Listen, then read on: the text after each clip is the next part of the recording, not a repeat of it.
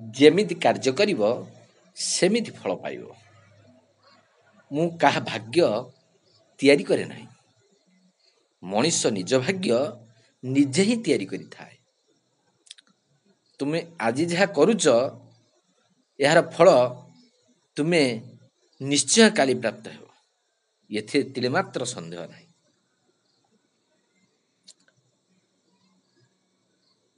ଯାହା ତୁମ ଭାଗ୍ୟରେ ଥିଲା ବା ଭାଗ୍ୟରେ ହେବ, ଯାହା ତୁମ ଭାଗ୍ୟରେ ଅଛି ତାହା ପୂର୍ବରୁ କରାଯାଇଥିବା କର୍ମଫଳ। ସକାଳ ହେଲେ ଫୁଲକୁ ଜଣା ନଥାଏ ସେ ମନ୍ଦିରକୁ ଯିବ କି ମଶାଣିକି। ତେଣୁ ସତରେ ବନ୍ଧୁ, ମଣିଷ ଜୀବନ ନୁହେଁ କେବଳ ବର୍ଷ ମାସ ଦିନ ଦଣ୍ଡ, କର୍ମେ ଯିଏ ନର କର୍ମ ଏକାତାର ଜୀବନର ମାନଦଣ୍ଡ। ତେଣୁ ଆମ୍ଭକୁ ସେଥିପାଇଁ ଜୀବନକୁ ଉପଭୋଗ କରିବା ଦରକାର। କାରଣ ମଣିଷ ତାର ନିଜର ନିଶ୍ୱାସକୁ ବି ଭରସା ନାହିଁ ସେ ଫେରିବ କି ନାହିଁ। ତେଣୁ ଏତେ ରାଗ ରୁଷା ଅହଙ୍କାର ଅଭିମାନ କ'ଣ ପାଇଁ? ଏତେ ଈର୍ଷା ପରକାତରତା ଏଥିପାଇଁ କ'ଣ ଆବଶ୍ୟକତା? ତେଣୁ ଆପଣମାନେ ମନେ ରଖନ୍ତୁ ଯେ ଏ ସଂସାର ରୂପକ ରଙ୍ଗମଞ୍ଚରେ ଆମେ ଆସିଛେ, ଯିବା ନିଶ୍ଚିନ୍ତ। ତେଣୁ ଯେତେବେଳେ ନିଶ୍ୱାସକୁ ବିଶ୍ୱାସ ନାହିଁ, ତେବେ ଏତେ ଲୋଭ ଅହଙ୍କାର ଅଭିମାନ କ'ଣ ପାଇଁ? ତେଣୁ ଆପଣମାନଙ୍କୁ ଅନୁରୋଧ ଯେ ଏ ସଂସାର ରୂପକ ରଙ୍ଗମଞ୍ଚରୁ ବିଦାୟ ନେବା ପୂର୍ବରୁ ଆମେ କିଛି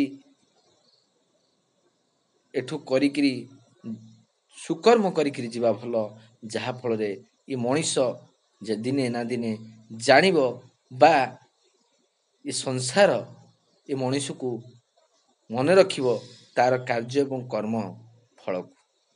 ତେଣୁ ଆପଣମାନେ ସୁକାର୍ଯ୍ୟ କରନ୍ତୁ ଏବଂ ଏଭଳି କର୍ମ କରିଯାଆନ୍ତୁ ଯେଭଳି ଆପଣଙ୍କର ପରପିଢ଼ି ସବୁବେଳେ ଆପଣଙ୍କ କାର୍ଯ୍ୟକଳାପରେ ଅଗ୍ରସର ହେବେ ଏବଂ ଆପଣଙ୍କ କାର୍ଯ୍ୟକଳାପରେ ସେ ସାରା ଜୀବନ ବଞ୍ଚିବେ। ତେଣୁ ଆପଣ ନିଜେ ବଞ୍ଚିବା ଛାଡ଼ନ୍ତୁ, ନିଜେ ବଞ୍ଚିବା ସହିତ ଯେମିତି ଆପଣଙ୍କର ଆଗାମୀ ପିଢ଼ି ବଞ୍ଚିବେ ଆପଣଙ୍କ କର୍ମ ମାଧ୍ୟମରେ ବା ଆପଣଙ୍କର ନିଜର ଗାରିମା ମାଧ୍ୟମରେ ସେ ବଞ୍ଚିବେ।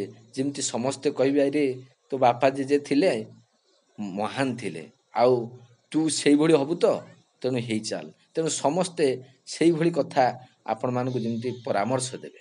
ତେଣୁ ଆପଣଙ୍କୁ ଅନୁରୋଧ, ଆପଣମାନେ ଏହାକୁ ଧୈର୍ଯ୍ୟର ସହ ଚିନ୍ତା କରି ଏବଂ ଲକ୍ଷ୍ୟସ୍ଥଳରେ ପହଞ୍ଚିବା ଦରକାର। ତେବେ ଯାଇ ଆପଣ ଜଣେ ଏ ସମାଜର ଏ ପରିବେଶର ଜଣେ ସୁନାଗରିକ ହେଇକିରି ରହିବେ। ରହୁଛି। ଯଦି ଆପଣଙ୍କୁ ଏ ଭିଡ଼ିଓଟି ଭଲ ଲାଗୁଥାଏ ତେବେ ଲାଇକ୍, ସେୟାର, କମେଣ୍ଟ ଏବଂ ସବସ୍କ୍ରାଇବ୍ କରିବାକୁ ଜମାରୁ ଭୁଲିବେ ନାହିଁ। ଜୟ ଜଗନ୍ନାଥ।